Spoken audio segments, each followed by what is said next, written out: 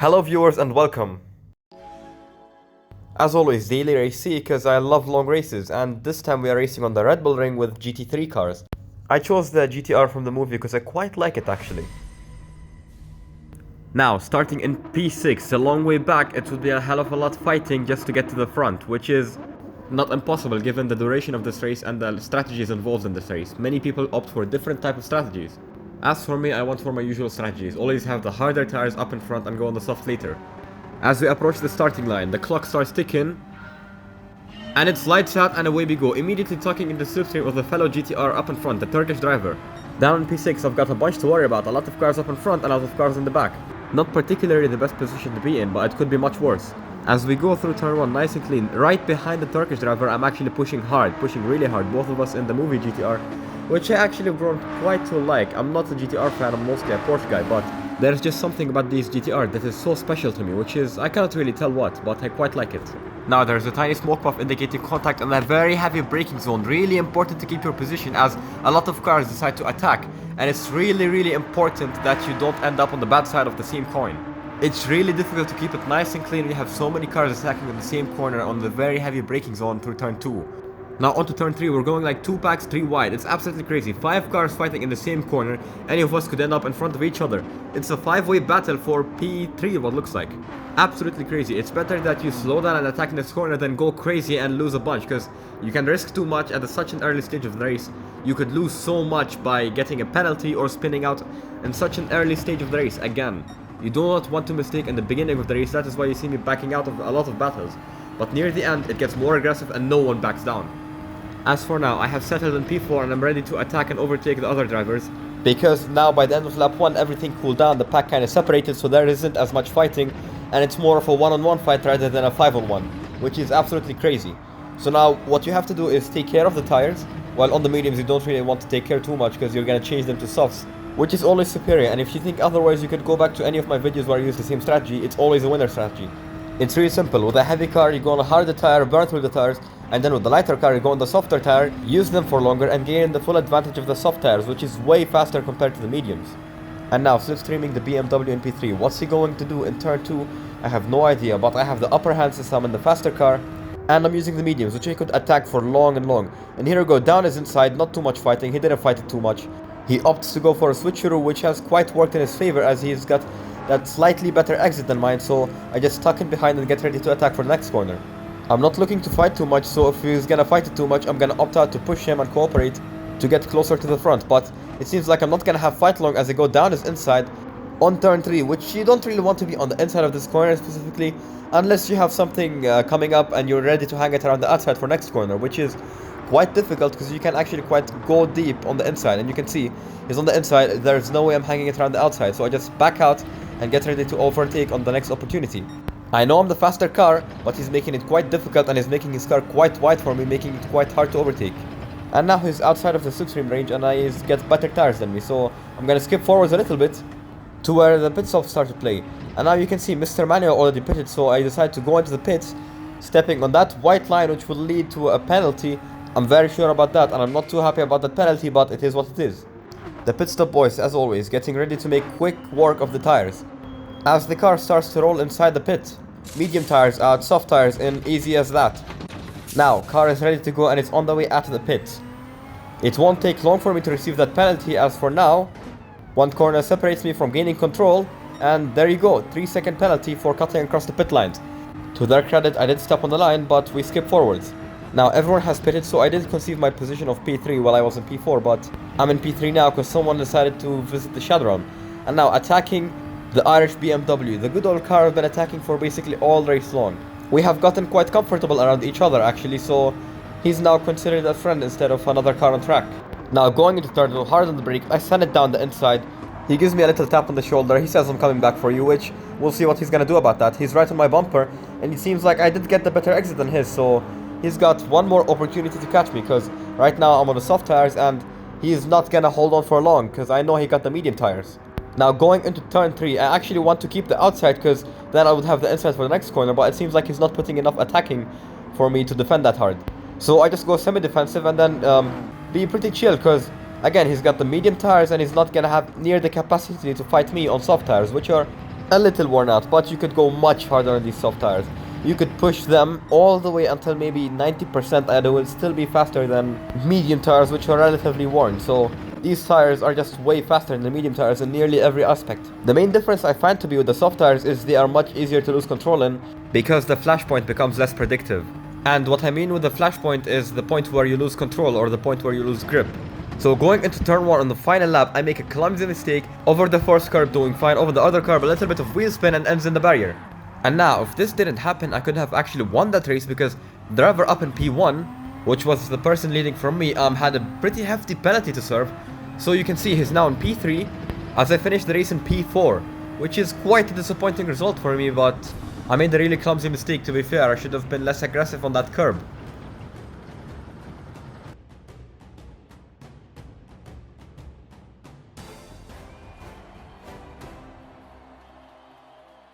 Now, into the next race. Now, starting in P6, I didn't really bother improving my lap time because I knew I had a winning strategy and I didn't really have much time. This was really late at night, yesterday. So I was set on to finishing the race and go to sleep, and I knew I had the upper hand in the strategy, which is no one seems to be going for. I don't know why, because to me it seems like wasted potential. And now, as they approach the line, the clock starts ticking. It slides out and away we go, again tucking into the slipstream with the BMW behind. It's another BMW, another driver, so I wouldn't get too comfortable with him. Surprisingly, there is not a familiar driver from last lobby, as I go late on the brakes, tiny bit late, making a clumsy mistake, hitting him and gaining myself a 2-second penalty. So now on the outside I overtake the BMW, and I made the mistake of getting too comfortable with him because I didn't really know who I'm racing. So this is why I dislike being in a lower rank lobby, because there are so many people, you're bound to be with different people, which right now I'm in a rank where pretty much everyone knows everyone, but again, people don't play it 24/7, so that's that. As we go into turn 2, 6 cars pretty much banging wheel through a very tight corner, which is quite amusing, but it's a heavy braking zone, so it's kind of to be expected. And a lot of drivers ended up on the horrible side of that coin, which was off track and getting themselves penalties, so this gives me a bit of a cushion zone to serve my penalty and not end up all the way back in P10. So right now I'm getting on with it and trying to expand the gap as much as possible just to avoid losing too many positions, because again, getting the penalty so early on in the stage kind of messes you up, because the more cars you have to fight, the more time you waste fighting said cars. Not having to speak long, 2 cars up ahead fighting, and you can see just how much time they lose to me, and one of them ends up on the bad side of that and he spins and off into the gravel. I'm pretty sure he's pissed right now and he's probably typing a message, so let's keep an eye for the chats as I approach the penalty serving line, which is meters away. Aha, there we go, Lucky 91 calling the Porsche driver an idiot as I serve the penalty and lose 3 or 4 positions. I didn't really count that. So now, skipping to lap 3, I went up to P6 as one driver decided to make a mistake and go off into the gravel where Lucky 91 went off. So now I'm pretty much on the bumper of Ed, the British driver in the Jaguar, which isn't the best on straights compared to my GTR, which is actually the fastest car on this track. So Dan is inside into turn 1. He's not gonna fight too much and he's gonna let me pass. He's slightly better on the corners, but he's not good on the straights, but he's got a slipstream on the long straight leading to turn 2. So he's just gonna keep getting closer and closer until the breaking point onto turn 1. As I'm trying to keep the inside for next corner, but he put his noses and we both go for the bait and switch. So he goes to the outside, I go to the inside, but I go too much to the inside, giving him the opportunity to switch through, which he does, and now it's a drag race all the way until turn 3, which he won that race as I'm already back in his slipstream. So now I'm in the slipstream, gaining speed bit by bit and ready to attack on the next corner, and it looks like he's defending the outside. He wants to keep the position, but he goes back into the inside and kind of throws me off. So I just send it late on the brake and I'm kind of wide, but he goes back to the inside and gives me a tiny tap. So it's a drag race up into turn 4, I believe, which I have the upper hand in because there is 2 consecutive corners which are both right-handers, I mean left-handers. So now he has basically 0 chance to overtake me here, because it is nearly impossible to hang it around the outside here in the corners. And you need to have such a grip advantage to just be able to hang it around the outside over here. So now I'm pretty much up in the lead and he's got 0 chance to catch me because I'm just overall the faster car on this track. I've got the better top speed and he's got slightly better cornering, but that's only in the tight corners. I'm actually quite faster in the longer corners. And now you can just see me expanding the gap bit by bit over this very tiny sector of the track, which he seems to be decreasing the gap, but again, the difference in the car, this car is just so much better on the exits and it's difference in driving style. Now, skipping forward for the pit stop rounds, I dip into the pits, making sure not to touch that white line, don't want to make the same mistake as before, and now into the pits, the pit stop boys getting ready to do their work.